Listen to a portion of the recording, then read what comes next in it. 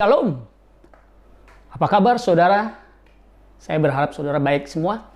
Saya akan menyampaikan renungan firman singkat yang diambil dari Roma pasal 8 ayat 29.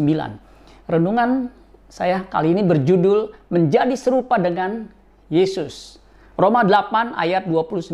Sebab semua orang yang dipilihnya dari semula, mereka juga ditentukannya dari semula untuk menjadi serupa dengan gambaran anaknya, supaya ia, anaknya itu, menjadi yang sulung di antara banyak saudara.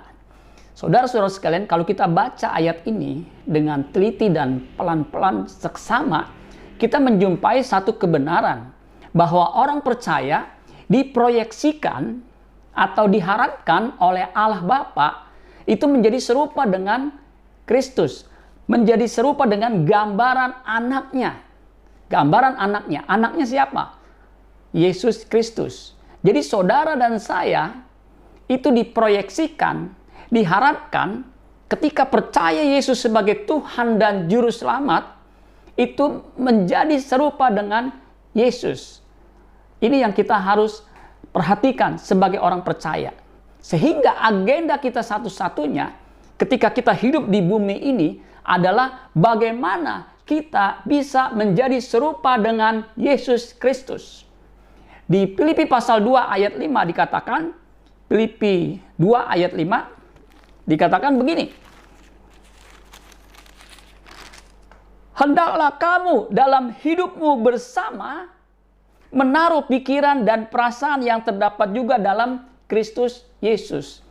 Jadi ketika kita hidup bersama di gereja dalam persekutuan, juga satu tujuan, satu goal, yaitu memiliki pikiran perasaan Kristus. Kita harus memiliki attitude, cara berpikir seperti yang dimiliki oleh Yesus Kristus. Itu goal, itu tujuan kita bersekutu di gereja.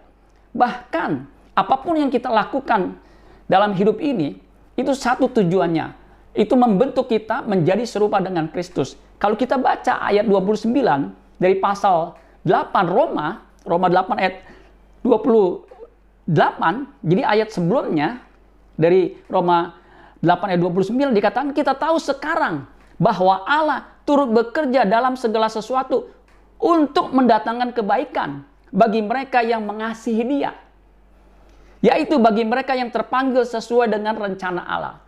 Jadi Allah turut bekerja dalam segala sesuatu mendatangkan kebaikan.